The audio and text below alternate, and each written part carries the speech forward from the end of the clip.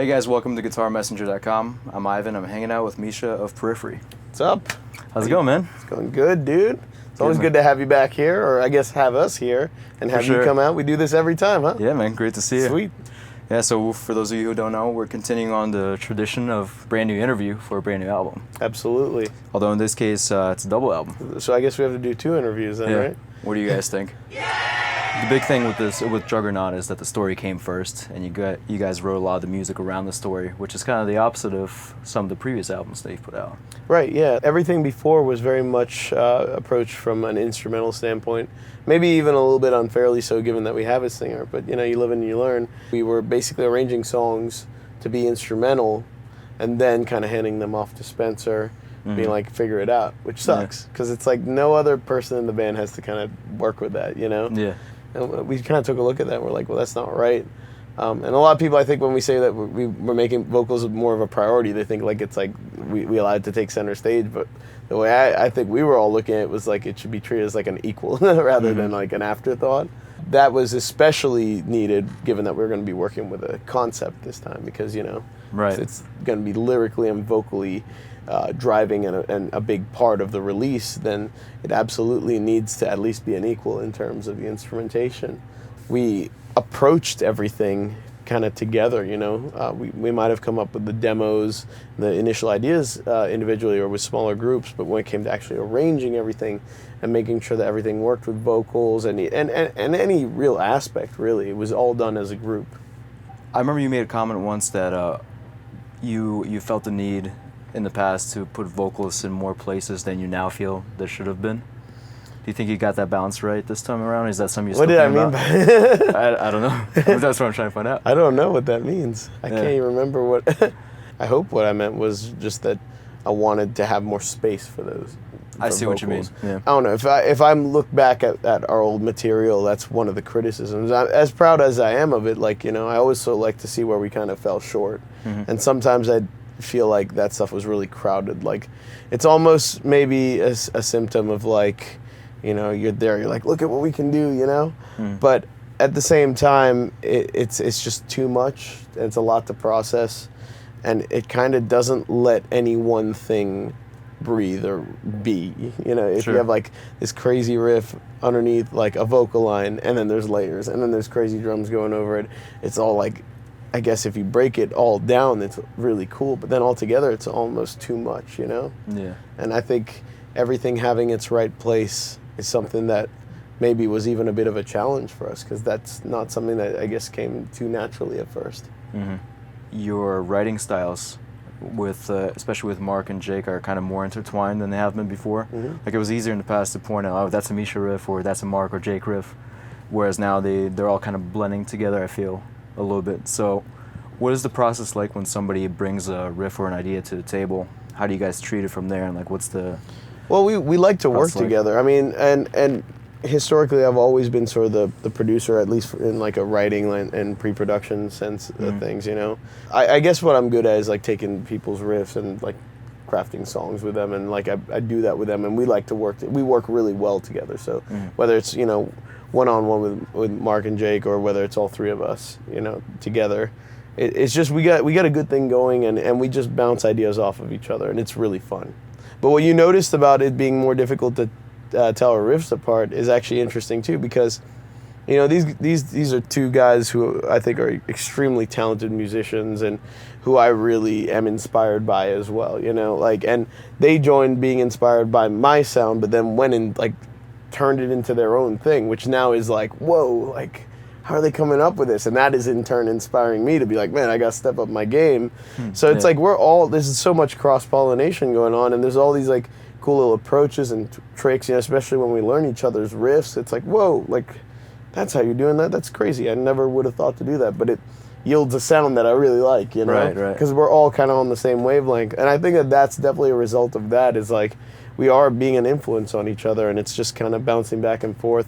So working together, writing together as a result is a very easy process. And the other thing is, like, we all kind of, you know, we discuss this as a band, but we're all on the same team. You know, we're just trying to create the best song, the best album. I think, like, a lot of times you can get a lot of butting heads when there are ulterior motives, like, you know, I want my solo to be heard, I want my riff to be heard, I want my voice to be heard. When ego comes into the equation. Right, and I think all three of us, we tend to not be like that, and we all work very hard to be less emotionally attached to the stuff we put forth, because a lot of it gets cut, and we know that, you know, and it's difficult, it's not easy, but we've sort of trained ourselves to deal with it so that it's not something that we get emotionally upset about, you know, and we all sort of remember we are on the same team. No one's trying to take anyone else down a notch. If we make a suggestion about something being added or being cut, it's because we, you know, that person truly believes that benefits the song, you know, and then that's always a healthier place to start a discussion about how it should go, rather than like, oh well, he just doesn't want my riff, or I think he doesn't like my riffs, or whatever, you know. I think because we all kind of understand that, it makes the whole process very smooth.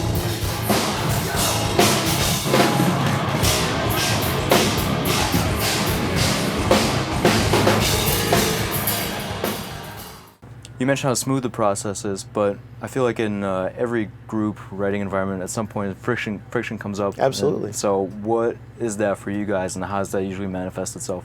Well, it's just an extension of what I was talking about. Like, because everyone in the band is so opinionated and everyone has a vision, and luckily we are all on the same wavelength, but it might be in the specifics or the minutia that's, you know, that we're passionate about the differences.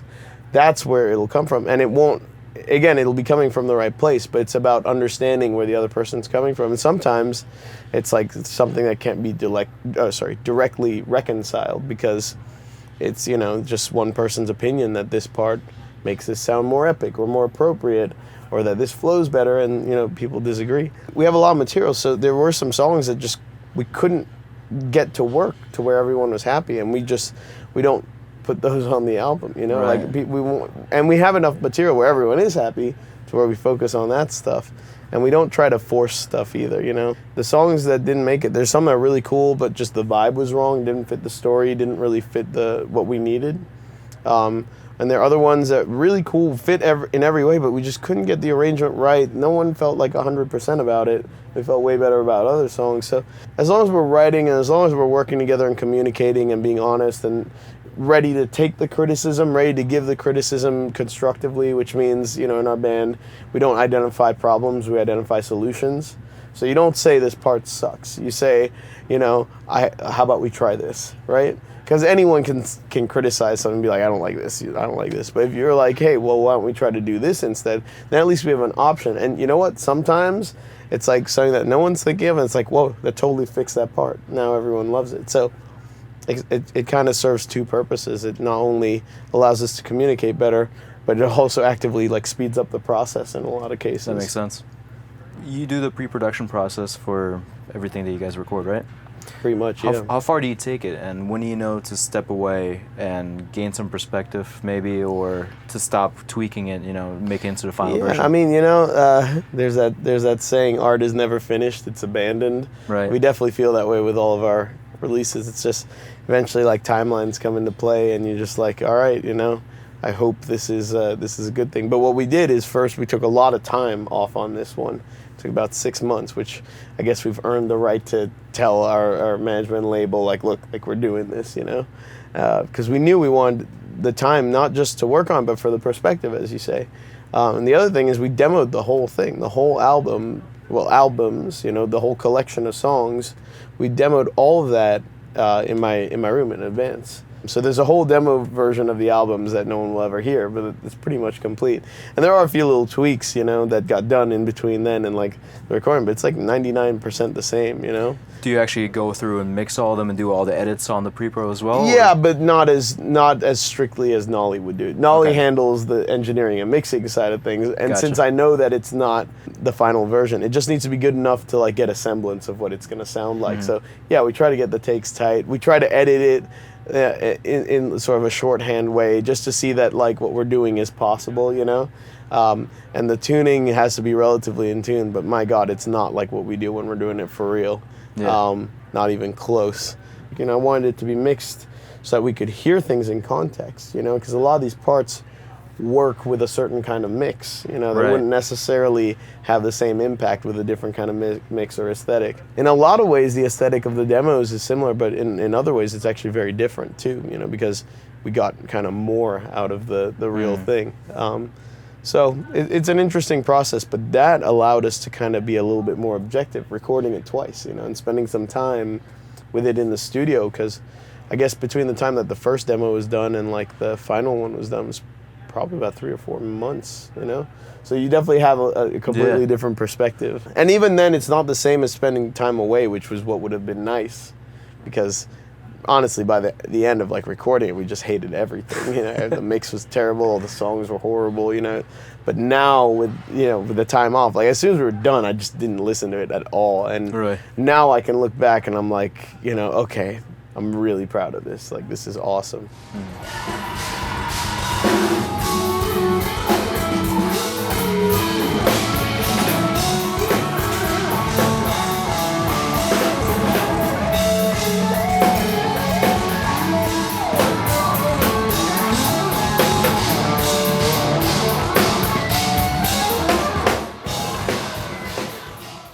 With regards to Axe effects, you've used it in all possible variations known today, you know, from going direct on the first album, then using as a preamp with a 2 power amp and cab setup on the second one. Yeah.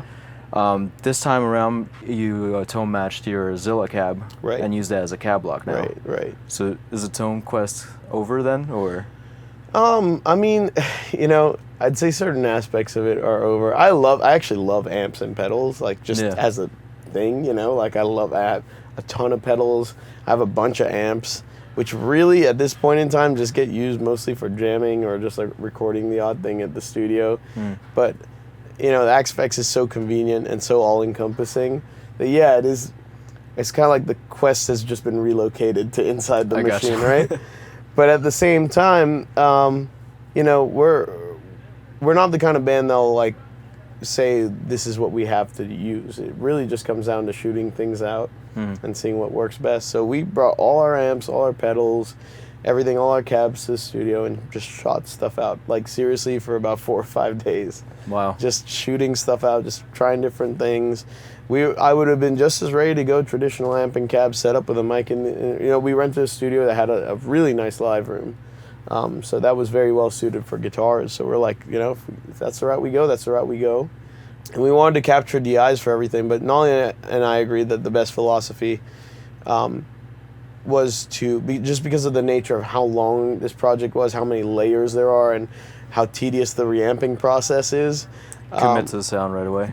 We wanted to take the DIs as a last resort, but we wanted to come up with a tone that we thought we'd be able to commit to. And luckily, we didn't really end up having to reamp very much stuff. And when we did, it was like leads or layers or things that were like more effect based because we wanted to reamp with certain pedals rather than like the rhythm tone. The rhythm tone we ended up going with, and it kind of showed that like that's a healthy way to go about it for us, where you kind of commit to a sound, because we also are of the philosophy that, you know, if the source tone is good, it's really up to the user to make it work. But you know, to shape it. It's kind of like, you know, well, pardon the language, but you know, you can't polish a turd. So if you end up with a good source tone, then you can shape it to the mix. But what you don't want to do is end up with something that's not appropriate or aesthetically pleasing, and then shape it from there and hope that works. And that kind of proved that sort of philosophy and theory to us. So that ended up being the rhythm tone that we used. And we used, I think, 3 mics, 57 as the main one, Cam 184, and a Heil PR30, which Nolly got wonderfully phased matched.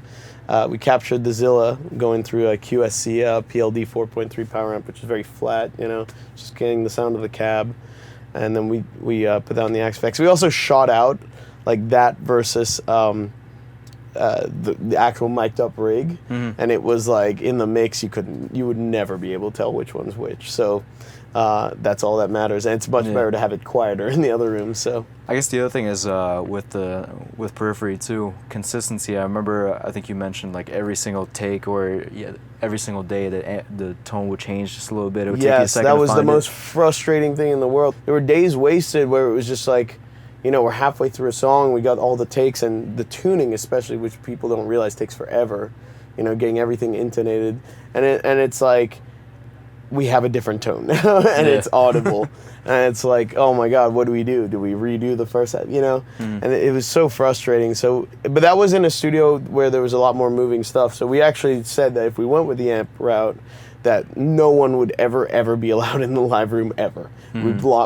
would block it off, you know, like that was the agreement, just because if that did sound the best, then we absolutely were going to go that route. But thankfully, there was no audible difference between doing that and the tone match. So tone matching made it so that we never had to worry about that problem. That's awesome.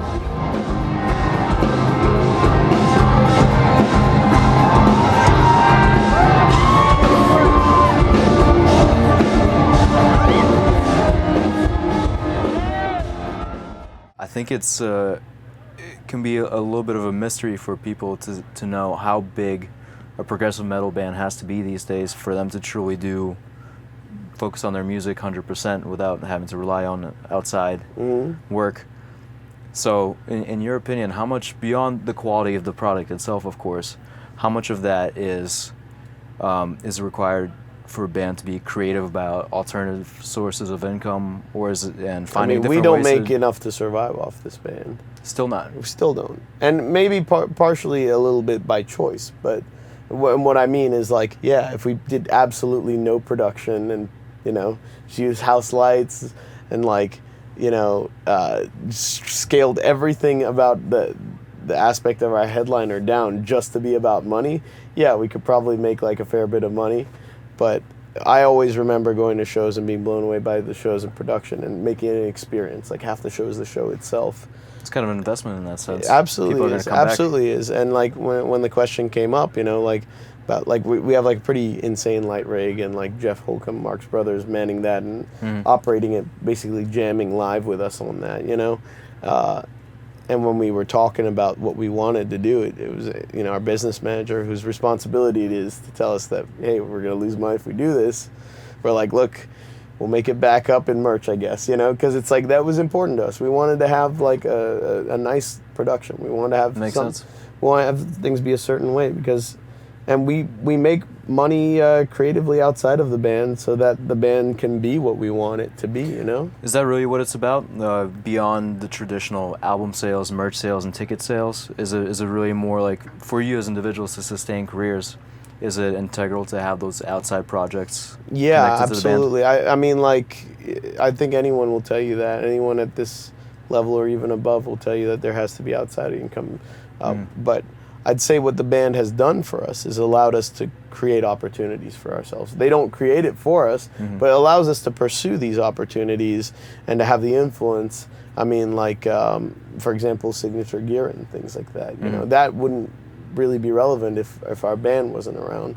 But at the same time, that's like one possible way that you can make some extra passive income without, which you can only get from being in a band, essentially, with a certain amount of influence. So, I mean, it's just about being creative. It's about being proactive. But it is necessary, yeah. Like, unless you make your band entirely about the money, it'll be very, very hard. And you tour nonstop, like, I guess, all the time and never live at home. It would be very, very hard to make a living just off being in a band. Interesting. Periphery one sold, I think, 4,500 copies in the first week. Yeah, I think so, yeah. A little over 12,000 for the second one. I think a little under 12,000. Under? Yeah, but... What do you think Juggernaut's going to do? I'm terrible with these because both of those albums sold way more than I thought. I tend to be more pessimistic with these numbers. I think that's a healthy approach. Yeah, it is. Manage your expectations. Yeah. But I don't know. I honestly don't even want to throw a number out there because the thing about the numbers now is that the sales are down so much just in general, you know? Like, and a good example is if you look at how similar records have charted. Like, let's say an album does 5,000 first week now versus 5,000 maybe even a few years ago. The charting point off the same album sales would be much higher. So it's almost showing you how album sales are hurting because like the numbers aren't, like, you can't compare. You know, it's like a currency that's just losing value. But speaking of that currency, though, it's also the way that your place in the industry is determined in a lot of ways. I remember you mentioned that first week sales are partially about the actual sales, but more so about where you get, your guarantees, where you get placed on the bill. Is that still as relevant, or is that kind of shifting because the sales are off? I'd say it's probably becoming more of a situational basis. And what I would say is this. And maybe you can put yourself in the shoes of like a promoter or someone who's booking a tour. It's like if you have to make a decision between a few bands, and if you're a band that has a lot of peers that you compete with, where I'd say like we tend to be kind of lucky because we're always the weird band and we don't have like direct competition. So maybe it applies a little less to us. But if there's bands that like are objectively similar and kind of the same spot, then you could like be like, well, these guys did more first week, or these guys. But what I would do responsibly now would be to actually look at the charting position, because that would almost be more relevant. So if you look at the raw numbers, it's like the currency has changed. So it's like it's actually worth more now to have 5,000 than it was worth a few years ago. So if you look strictly at the charting positions, that might give you a better sense.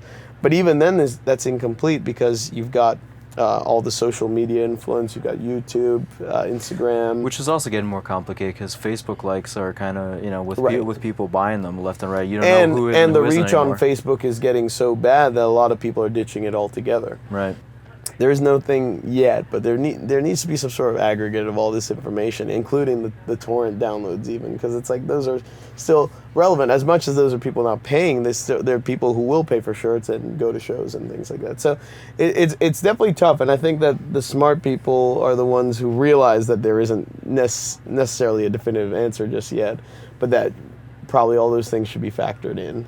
Well, the interesting stuff happens when somebody goes and does something completely differently from everyone else and figures out a way of looking at things. Yeah, absolutely. And I mean, with new forms of social media popping up every now and then, that's also another thing that certain people take advantage of. And it's like, oh wow, I never thought of doing it like that. And then before you know it, everyone else is following suit. And I mean, even Instagram, which is a relatively new social media tool, is now ubiquitous with bands. Like everyone, I mean, we're posting on it. We have a photographer on this tour and videographer specifically to create content for sites like that and future content for the band, because it's such an important thing. Again, investing in your future. So it does get a bit more complicated now, and there's no real definitive answer. And I'd say it's up to a lot of people's interpretation, but it is important because at the end of the day, people need a way to gauge like where you're at, and where your band would be on a bill. The show attendance and stuff can tell you a bit, but it also is dated to when that was. It could be up or down from then. So all these things kind of together really do affect like how your band is perceived. And I really do hope we do well first week. I hope we get some good first week sales. I hope we chart well, because it will absolutely determine where we sort of get gauged in the industry and what our guarantees will look like over the next few years. I got a good feeling for you guys. I hope so, man. Knock on wood. I can't.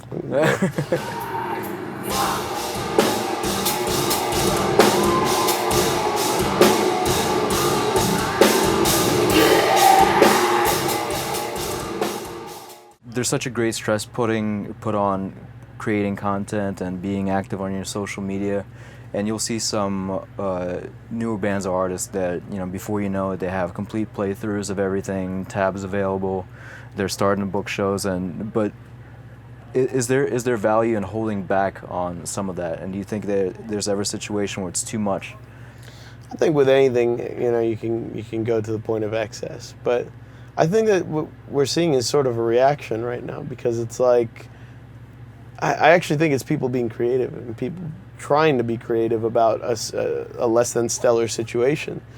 The fact is, like, the traditional methods aren't working, Right. The smarter people have realized, well, that means you got to do something else. So some people are doing the playthrough, some people are doing the social media stuff. But I think it's all important to remember that this is all as a support role to a good product. And I mean, I say that in the subjective sense because there's no objectively good product, but if people like it, if it's something that you don't have too much trouble marketing and selling, then that's a good product. And then from there, that's where the social media and whatever you can do comes in as support. And then, having management that's where they will help you get a lot more strategic. That's where they help us get a lot more strategic, because sometimes, marketing that stuff is a bit counterintuitive. If you don't sort of take a step back and look at it and plan your moves in maybe like album cycles as opposed to like, the next few weeks, then right. you could definitely end up overcrowding with information. So a lot of the stuff that we do is definitely calculated and strategized with our management, without a doubt. Yeah, I can tell. Like it seemed like there was a strategic release schedule for all the studio videos. Oh, now you guys have the documentary. The release schedule was something we discussed, with management. Everyone signed off on it like months in advance. Like, and we've had that. Like, I know exactly when everything's coming out. We've always known when everything's coming out, and that way we can plan. And like, for example, the days that those things are getting planned, we're not posting about other things, to cannibalize the eventual post that's coming at noon or whatever, Right. So all this thing, absolutely. And I mean, like, most bands at our level and most of our peers who are doing this kind of thing probably are doing the exact same thing. It's not an accident. It's all very much part of a plan. You've met a bunch of personal and professional goals over the years. How have they changed for you? What is something that would get you excited now? It's a good question.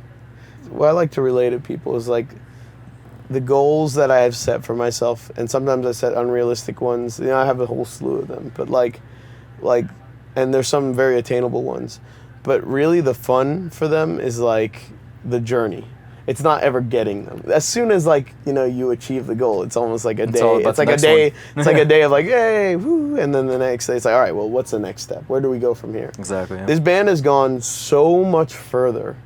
Like, if you asked me in our first interview we ever did, I would never have imagined that we'd be here now doing this, So this is what I'd call the icing on the cake part. And what I would say my goal is really just to see how far it goes.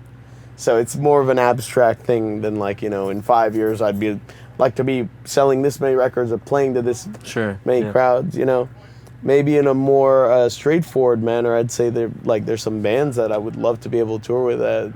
Probably some very unrealistic, but like the huge ones, Yeah. Like Metallica. Is that what you mean by the unrealistic goals on the list? Absolutely. I mean, like those are things that they're really like bucket list items, but I think I'd be able to sleep at night knowing that they never happened too. They're not going to like ruin me, but it would be amazing, if we could tour with Metallica or something like that.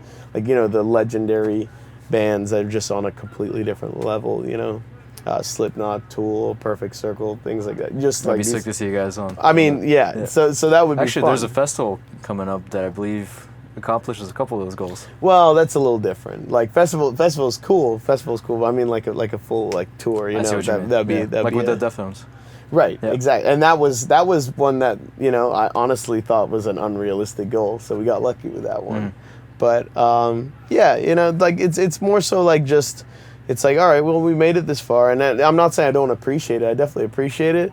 But it's like, I'm not going to rest on that fact. I want to think about, like, well, how far can we take this? Because this ride has gone so much further than I thought it would go. And if it ends tomorrow, like, it would be amazing that we got this far. And I don't know. I really don't know what to expect in the next 5 years, 10 years. Maybe it'll just completely disappear. Maybe it'll kind of... plateau out, or maybe it'll get bigger. Who knows? I guess that's part of what makes it all interesting then. Exactly. It's the journey, as I said. Mm-hmm. You guys are no longer newcomers to the scene. You're a well-established band now with 3 full-lengths and some release in between. What are some, are there any newcomers to the scene that you've kind of had your eye on, could that maybe remind you of yourself coming up back in 2004, 5, 6? Man, I mean, I wouldn't say that they necessarily remind... I feel like a lot of these bands are like way better than we are. Like, like the Contortionists, I think they've been absolutely killing it, They're like just a favorite with our band. Just like really sweet dudes, but the music is just it's like a breath of fresh air, I think, and it's very adventurous. It's very, very daring music. And like even to their own fans. And it's the kind of stuff I respect because it even took me a while to really get into their latest album. But once I really sunk my teeth into it, I realized like, it's brilliant music, like very, very provocative and just like keeps you on your toes. And it inspires me in the way it's like, man, I gotta step my game up a little bit, you know.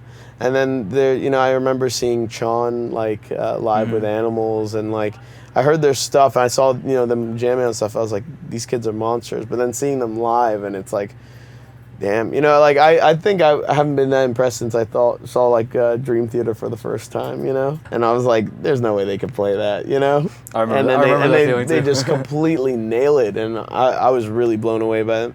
They seem like really, really sweet kids. I'd love to be able to take them out sometime, you know. Awesome. Schedules permitting. Again, it's like I can't say that I see, you know, us and them or vice versa, because they're each doing their own thing, but I don't know. I really foresee great things for both of those bands as long as they just keep at it. Like they're doing some really unique, genuine stuff that I feel like isn't coming from any place other than like they want to make some cool music, you know?